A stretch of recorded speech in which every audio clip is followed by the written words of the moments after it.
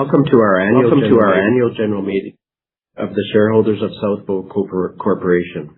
I am Bevan Worspa, Director, President, and Chief Executive Officer of the company, and I will preside over this meeting as required by the bylaws of the company. As this meeting is being held virtually via live audiocast, we think it is necessary to set out a few rules for the orderly conduct of the meeting. For the purposes of this meeting, voting on all matters will be conducted by electronic ballot through the Lumi platform. Only registered shareholders and duly appointed proxy holders are able to vote by electronic ballot. Note that any votes cast by electronic ballot during the meeting will supersede any votes previously submitted by proxy. We recommend that those that have already voted by proxy and do not wish to change their vote do not vote on the polls taken during the meeting. Guests, including non-registered shareholders who have not duly appointed themselves as proxy holder, are able to attend and listen to the meeting, but are not able to vote at this meeting.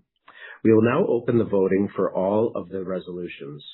When you are asked to vote on the Lumi platform, please vote through the Lumi platform. We will provide you with all voting results for all resolutions at the end of the meeting. Questions or objections in respect of a motion can be submitted by any registered shareholder of the company or any duly appointed proxy holder using the Lumi messaging interface. Please note that there may be a delay before the moderator will be able to see a submitted question. Therefore, at various intervals throughout the meeting, we will pause briefly for between 5 and 10 seconds to allow you to ask your questions using the messaging interface. If you do not respond during the brief pause, you can indicate that you have a question using the messaging interface, and we will pause the meeting until you have had an opportunity to submit your question. Although questions can be submitted throughout the meeting, they will be addressed at the appropriate time during the meeting.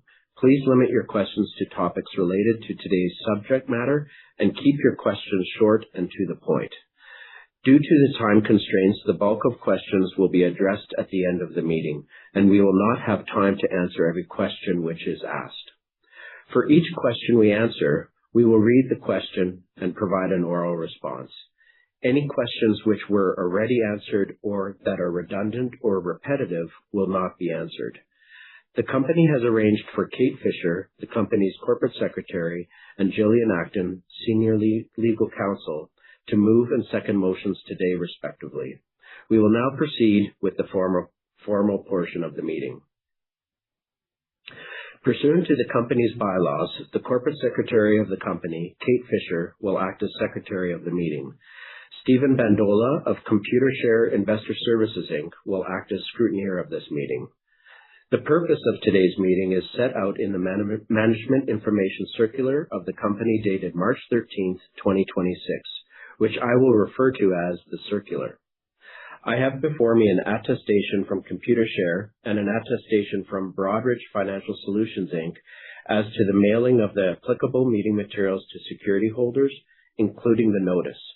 I direct that the secretary annex such affidavits to the minutes of this meeting as scheduled.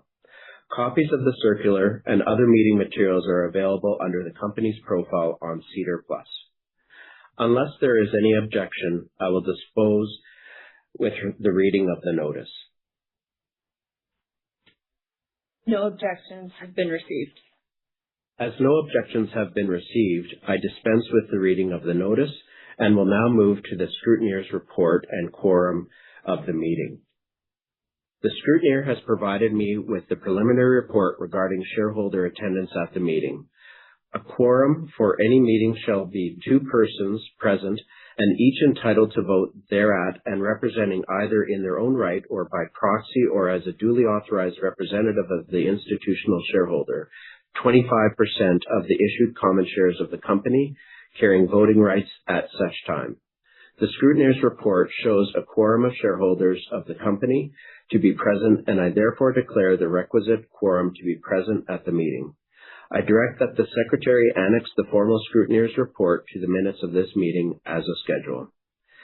As the first item of business on the agenda for today's meeting, I now present to the meeting the audited consolidated financial statements of the company as at and for the fiscal period ended December 31st, 2025, together with the auditor's report to the shareholders thereon.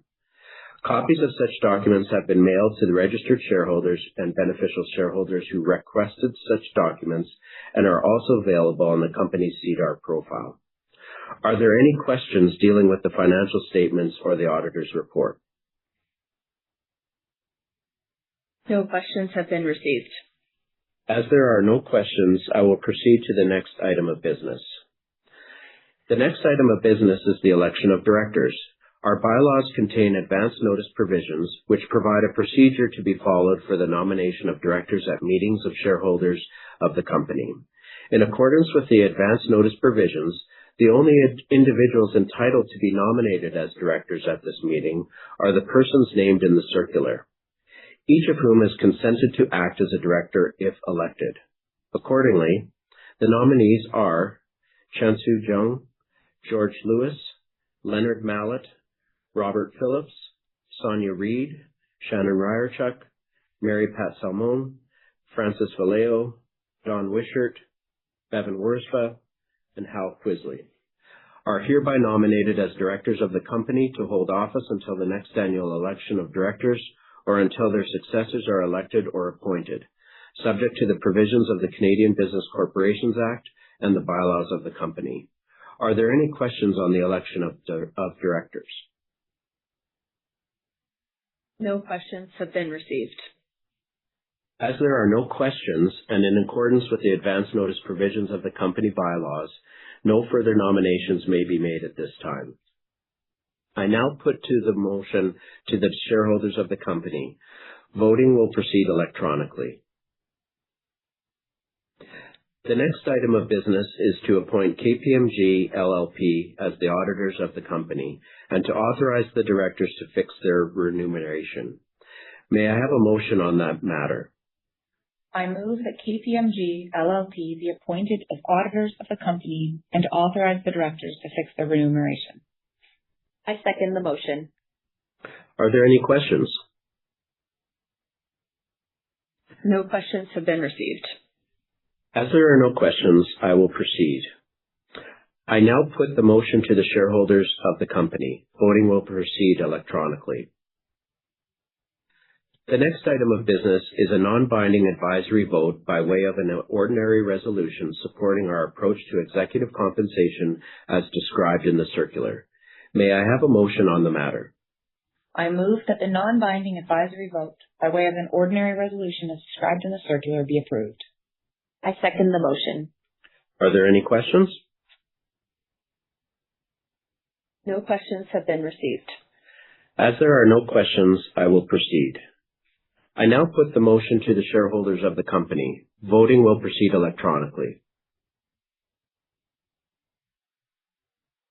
I have now been advised that the scrutineer has completed the tabulation of votes for all resolutions.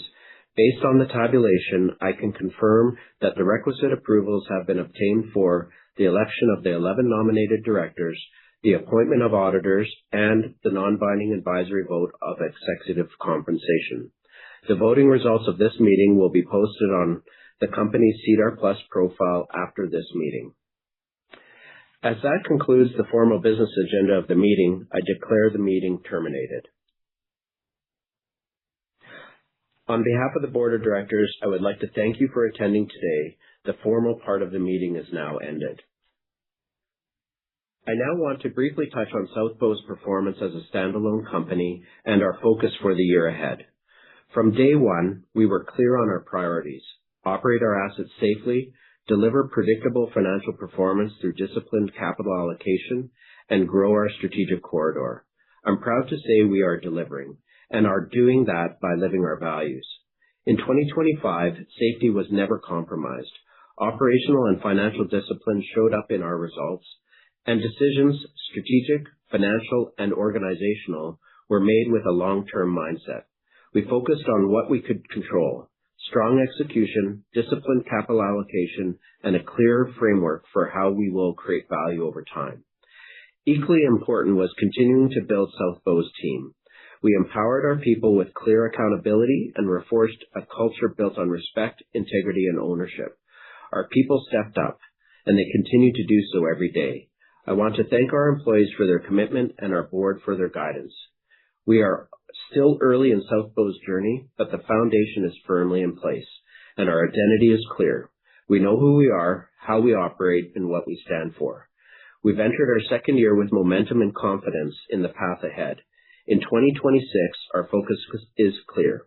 We will prioritize safe operations and the integrity of our assets, advance our customer-led growth strategy, and strengthen our competitive position by leveraging our irreplaceable corridor, maintain financial strength and disciplined capital allocation, and continue delivering long-term value through a sustainable dividend and profitable growth. On behalf of the South Bow Board of Directors and leadership team, thank you to our shareholders for your continued support and confidence in South Bow. We are excited about what lies ahead as we deliver on our strategic objectives. Have a great day, and we look forward to connecting with you again tomorrow morning for our first quarter earnings call.